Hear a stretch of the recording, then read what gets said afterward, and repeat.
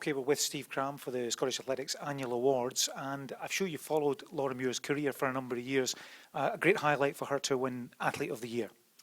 Yeah, and she thoroughly deserves it. She had a fantastic year in 2015, and it's difficult when you look at people. Well, Laura was 5th in the World Championships, but sometimes a result like that is phenomenally against the competition she was up against. The women's 1500 is probably the toughest event in the world at the moment in terms of overall depth, and she made an impressive kind of comeback from 2014 when obviously the Commonwealth Games would have been a big disappointment, and indeed the European Championships for her. So to run as quick as she did, brilliant run in Monaco. She was consistently good, won the Diamond League in Oslo, and as I said, had a great World Championship, so thoroughly deserved. Yeah, and on our shortlist tonight, I think there were 2 people who'd broken national records and 2 people who'd medalled at World Championships in their disciplines. So there's a bit of credit there as well, just even amongst those 4.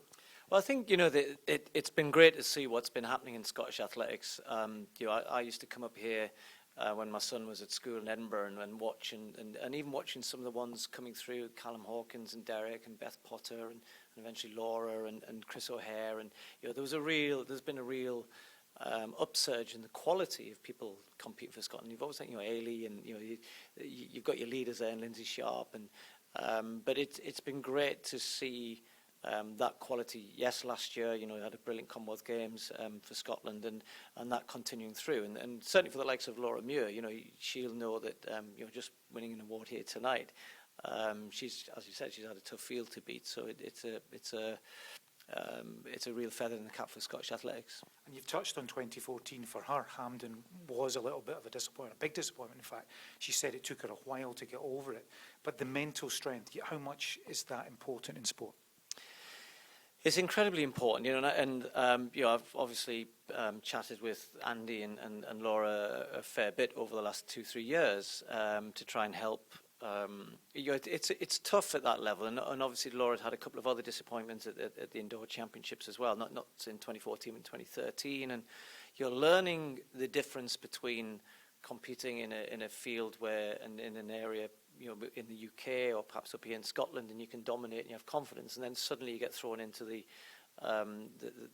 major championships and you have to adapt, and it is easy for athletes to get overwhelmed by that, and she could easily have taken those not good experiences and struggled to come back. But she's a tough cookie, Laura. I like her a lot, I like Andy a lot, and even though obviously she's a big rival of Laura, who I coach, but the 2 of them respect each other incredibly, and as I said, I've tried to help Andy as much as possible in filling in those little gaps, because it's those when you get to championships and watching how somebody conducts themselves. And after her disappointment in Glasgow, I remember sitting with Laura and Andy in the stand and said, look, it isn't always going to be like this. You have to take the positives in terms of the shape she was in and learn from it. And she did it brilliantly and had a great year. Well, you've touched on it. Andy Young, we're referring to here, Laura's coach, was our performance coach of the year. So it was a really nice double for the 2 of them. But that's a partnership, as you say, that's grown over a few years. And you need that trust with your coach, don't you, to build. And maybe in future years it's going to get even better. Yes, Laura's had to obviously manage lifestyle as well. She's pursuing a very demanding career, and Andy's had to find ways to ensure that Laura's development as an athlete sits alongside that as well. So that hasn't always been easy, I know, and they've done a great job.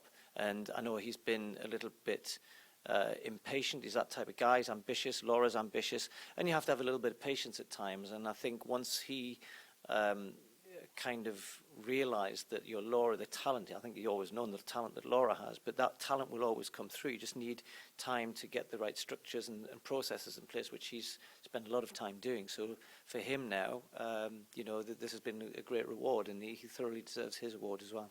Thanks, Steve.